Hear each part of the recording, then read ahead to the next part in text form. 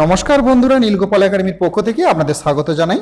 আজকে যে বিষয়টি নিয়ে আলোচনা করব সেটি হলো লিব্রা অফিস রাইটার। হ্যাঁ বন্ধুরা, এই লিব্রা অফিস রাইটার হলো লিনাক্স অপারেটিং সিস্টেমের একটি জনপ্রিয় অ্যাপ্লিকেশন সফটওয়্যার। বন্ধুরা, আপনারা যারা উইন্ডোজ 7 এবং উইন্ডোজ 10 ব্যবহার করছেন, তো এই উইন্ডোজ 7 বা উইন্ডোজ 10-এ যে মাইক্রোসফট ওয়ার্ড রয়েছে, সেই মাইক্রোসফট ওয়ার্ডে আপনারা যা যা কাজ করতে পারেন সেই সমস্ত কাজই কিন্তু এই লিব্রা অফিস রাইটার করতে পারবেন। তো কিভাবে আপনি এখানে কাজ করবেন এবং কিভাবে আপনি লিব্রা অফিস রাইটার ওপেন করবেন তার পুরো প্রসেস আজকের এই ভিডিওতে আমি বিস্তারিত আলোচনা করব। বন্ধুরা, আজকে আমি প্রথম পার্টটি আলোচনা করব, পরবর্তী ভিডিওতে আমি আরও অন্যান্য পার্টগুলো নিয়ে আলোচনা করব।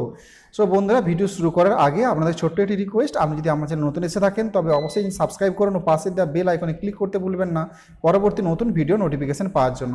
চলুন বন্ধুরা, ভিডিওটি শুরু করা যাক। বন্ধুরা, প্রথমেই আপনি অ্যাপ্লিকেশনে চলে যাবেন। অ্যাপ্লিকেশনে যাওয়ার পর অফিসে যাবেন। অফিসে যাওয়ার পর লিব্রা অফিস রাইটার দেখতেই পাচ্ছেন, এখানে ক্লিক করবেন। এখানে ক্লিক করলে কিন্তু এই লিব্রা অফিস রাইটার পেজ কিন্তু ওপেন হয়ে যাবে।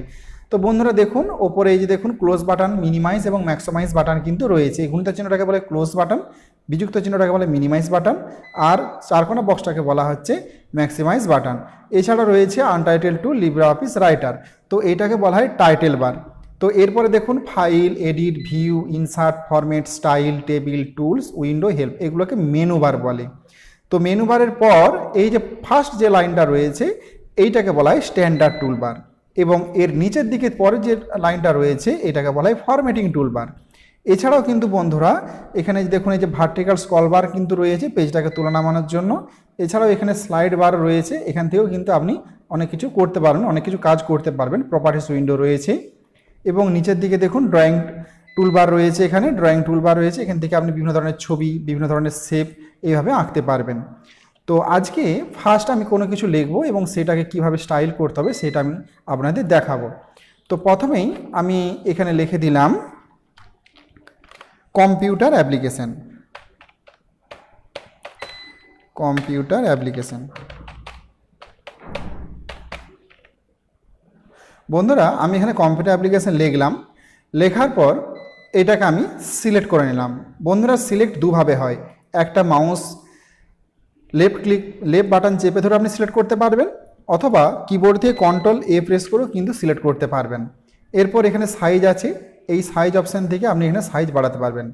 অথবা দেখুন এই যে ডান ধারে যে রয়েছে প্রপার্টিস, এই প্রপার্টিস দেখতে পাচ্ছেন, এখানে ক্লিক করলে আরেকটা উইন্ডো ওপেন হয়ে যাবে।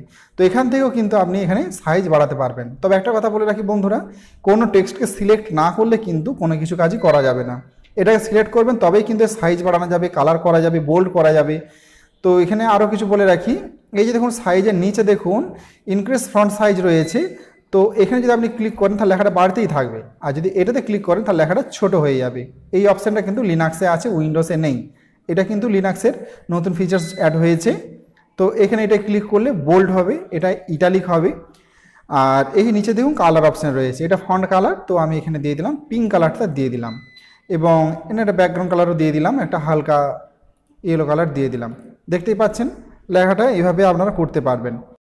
বন্ধুরা, আজকে আমি আপনাদের শেখাবো চেঞ্জ কেসের কাজ। তো সেই চেঞ্জ কেস কী এবং তাতে কি কাজ করা হয় সেটি আপনাদের আগে শেখাবো। তো সেটি শিখতে গেলে প্রথমে আপনি কিছু লিখে দিবেন, কম্পিউটারে আগে কিছু লিখবেন। তো আমি এখানে লিখে দিয়েছি কম্পিউটারের পুরো নাম।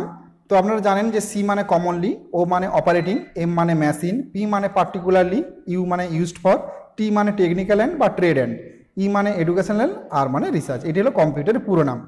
তো আমি এটা লিখে দিয়েছি। তো এইটিকে প্রথমে আমি সিলেক্ট করে নেব।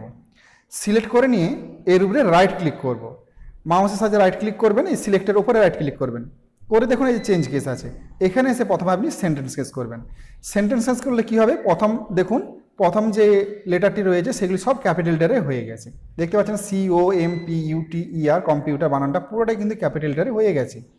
তো এরপর এটা যদি আমি আবার রাইট ক্লিক করি, করে চেঞ্জ কেসে যাই, চেঞ্জ কেসে যদি লোয়ার কেস করে দিই, দেখুন সব কিছু ছোটো হাতের হয়ে গেছে।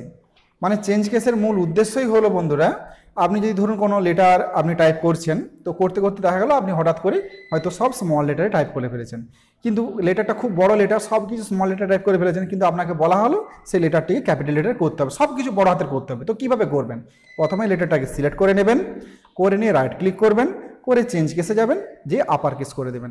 করে দেওয়ার সঙ্গে সঙ্গে দেখুন সব কিছু এখানে ক্যাপিটাল লেটারে হয়ে গেছে। বন্ধুরা, এইভাবে চেঞ্জ কেসের সাহায্যে আপনি কোনো স্মল লেটারে লেখা কোনো লেটারকে ক্যাপিটাল লেটার করতে পারবেন, আবার ক্যাপিটাল লেটার লেখা কোনো লেখাকে স্মল লেটারে করতে পারবেন। তো এটাই হলো চেঞ্জ কেসের মূল বৈশিষ্ট্য। তো আজকে আপনাদের আমি চেঞ্জ কেস শেখালাম, পরবর্তী ভিডিওতে আরও নতুন নতুন জিনিস আমি কিন্তু শেখাবো।